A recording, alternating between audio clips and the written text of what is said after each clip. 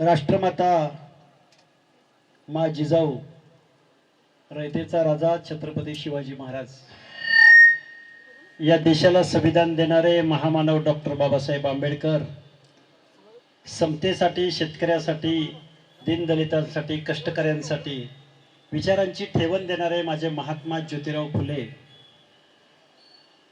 आज ज्यांची 150वी जयंती आहे ते माझे राजर्षी शाहू महाराज, की जे आज सामाजिक न्यायाचा दिवस आहे.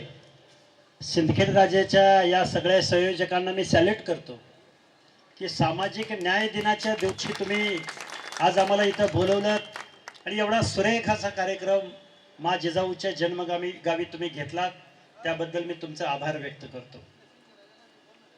इथं आल्यानंतर सगळ्या आमच्या 12 बलुतेदारांचा प्रतिकात्मक तुम्ही जो व्यवसाय आम्हाला दाखवला, प्रत्येक माणसांना भेटत असताना डोळ्यातून अश्रू आले.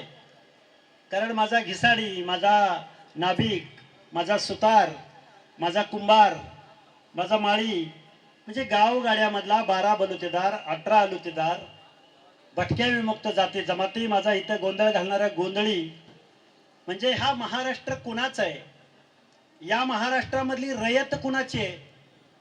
या महाराष्ट्रामधली लोकसंख्या कुणाची आहे? छत्रपती शिवरायांचं राज्य सस्टेन करणारे हे माझे 12 बलुतेदार, 18 पगड जाती आहेत.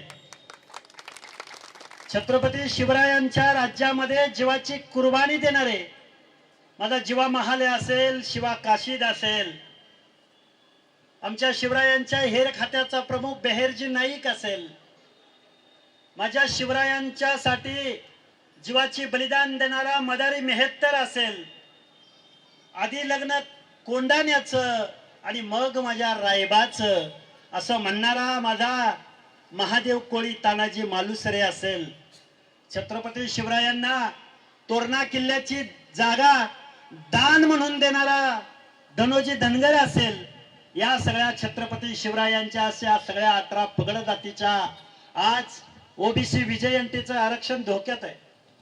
हे आरक्षण संपवण्याचा घाट घातला जातोय. बोगस कुणबी नोंदीच्या द्वारे 54 लाख नोंदीद्वारे गेल्या हजारो वर्षाच्या कालावधीमध्ये या माझ्या भारत देशात, या माझ्या महाराष्ट्रामध्ये माळी, साळी, कोळी, तेली, हटकर, धनगर, सनगर, वंजारी, लोणारी, परीट, गुराव, घडशी, नाभिक, सुतार, लोहार, कुंभार, परीट, गावगाड्यामधला बेरड, बेडर, रामोशी, गावगाड्यामधल्या विमुक्त जाती, माझा मेडंग्या जोशी असेल, माझा कुडमुड्या जोशी असेल, माझा नाथपंथी डवरी गोसावी असेल, हर एक माणसाला डॉक्टर बाबासाहेब आंबेडकरांनी या सगळ्या लोकांच्या पंक्तीला, वंचितांच्या, शोषितांच्या, दलितांच्या पंक्तीला या संविधानाच्या माध्यमातून, या घटनेच्या माध्यमातून, या रिझर्वेशनच्या माध्यमातून सुग्रास असा स्वयंपाक वाटण्याचं काम महामानव डॉक्टर बाबासाहेब आंबेडकरांनी केलंय. आमचा मंडल आयोग 94-95 ला लागू झाला. आमचा पुढचा चळवळीचा नेता म्हणतो की 70 वर्ष तुम्ही खाल्लंय. अरे दादा, मंडल आयोग लागू होऊन आता 27-28 वर्ष पूर्ण झालेत. आम्ही 70 वर्ष काय खाल्ला असेल? हा पुढचा नेता म्हणतो की छगनरावजी भुजबळ, तू एकट्याने सगळ्यांचं खाल्लंय. त्या माणसाला मी सांगू इच्छितो, अरे या महाराष्ट्रामध्ये फुले शाहू आंबेडकरांच्या नावानं इथल्या शासनकर्त्या जमातीनं राज्य केलं, पण आमच्या 18 पगड जातीच्या माणसांचं बजेटरी तरतूद, एखादा कारखाना, एखादा कुठेतरी आमदार, खासदार, अरे कुठेतरी आमची माणसं आता कुठेतरी ग्रामपंचायत सदस्य व्हायला लागली होती, कुठेतरी आमचा कुंभाराचा एखादा सरपंच दिसायला लागला होता, अरे कुठेतरी आमची माणसं आता कुठेतरी शिक्षक दिसायला लागली होती, गावगाड्यामध्ये ताट मानेने गावात यायला लागली होती. बाबासाहेब आंबेडकरांनी आम्हाला 340व्या कलमामध्ये हे रिझर्वेशन दिलं. डॉक्टर बाबासाहेब आंबेडकरांनी 341 आणि 342व्या कलमामध्ये एससी आणि एसटीला रिझर्वेशन दिलं. बाबांनो, डॉक्टर बाबासाहेब आंबेडकरांनी माझ्या या 18 पगड जातीच्या लोकांना माझी विनंती आहे, आपण महामानवाला समजून घेतलं पाहिजे. तुमच्या या ओबीसीच्या आरक्षणासाठी डॉक्टर बाबासाहेब आंबेडकरांनी कायदे मंत्री पदाचा राजीनामा दिला. आज एवढं ऊन इथं तळपतंय. राष्ट्रमाता जिजाऊच्या चरणी मी एकच नतमस्तक होताना सांगेन, मा जिजाऊ, या महाराष्ट्रामधली ही माझी 18 पगड जातीची ही रयत आहे. ही रयत आज अडचणीत आली. या रयतेचा हक्क आणि अधिकार तुम्ही वाचवा. कारण वोट सूट तुमचं नाव घेऊन या महाराष्ट्रावरती राज्य करणाऱ्या या राज्यकर्त्या जमातीला तुम्ही यांना सांगा की हे 18 पगड जातीचं आरक्षण अबाधित राहू द्या. 18 पगड जातीचा हक्क अधिकार अबाधित राहू द्या. अरे काही काही तज्ञ मंडळी पुढे येतात, काही जज येतात, काही विचारवंत येतात. अरे काल परवा निवडून गेलेले आमदार खासदार वळीनं पत्रक काढून त्या जरांगेला पाठिंबा देतात, त्यांच्या आंदोलनाला रेड कार्पेट घालतात. माझी तुम्हाला कळकळीची विनंती आहे दादांनो, अरे या महाराष्ट्रामधल्या या 18 पगड जातीच्या लोकांना बरोबर घेऊन हे राज्य चालवलं गेलं पाहिजे. या लोकांना पुढे आणलं पाहिजे.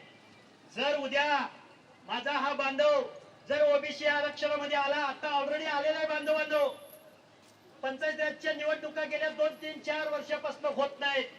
इथे काही राजकीय पक्षांचे प्रतिनिधी आहेत. सगळ्या लोकांना माझी कळकळीची विनंती आहे, 56,000 जागा पंचायत राज मध्ये आहेत.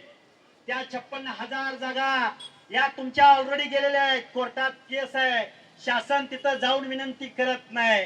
तुम्ही कुठेतरी सरपंच व्हायला लागला होता, कुठेतरी नगरसेवक व्हायला, सभापती व्हायला लागला होता. तुमचं आरक्षण संपलंय, तुमचं प्रतिनिधित्व संपलंय. महात्मा ज्योतिबा फुले म्हणायचे, सत्य वाचून सकळ कळा, झाल्या अवकळा. तुम्हाला एक व्हावं लागल. माझ्या माता भगिनी इथं उपस्थित आहेत. बाबासाहेब म्हणायचे, ज्या घरामधली महिला चाऱ्याच्या आणि सरपणाच्या शोधार्थ घराच्या बाहेर डोंगराच्या कुशीला जाते, ते घर कधी सुधारलेलं असू शकत नाही. अरे आमची बंजारा समाजाची महिला ऊस तोडायला जाते, आमच्या वंजारी समाजाची महिला ऊस तोडायला जाते, माझ्या धनगर समाजाची महिला मेंढपाळीसाठी जाते, माझ्या बलुत्याची आलुत्यामधली माणसं, अरे त्यांचा व्यवसाय संपलाय, ती माणसं बांधकामावर मजूर म्हणून जात आहेत, कंपन्यामध्ये मजूर म्हणून जात आहेत, पुण्या मुंबई सारख्या ठिकाणी झोपडपट्ट्यामध्ये राहत आहेत.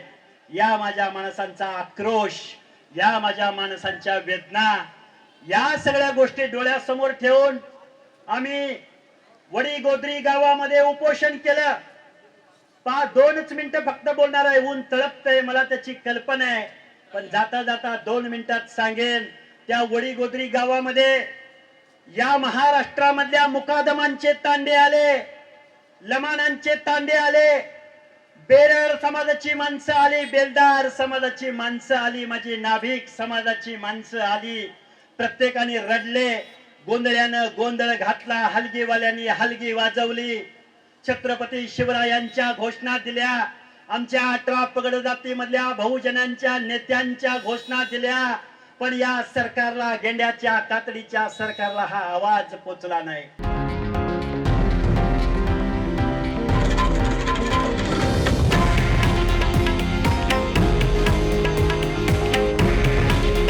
हे आहे देशातील नंबर 1 न्यूज नेटवर्क आणि आपण पाहत आहात TV9 मराठी. काळजी तुमची, हित महाराष्ट्राचं.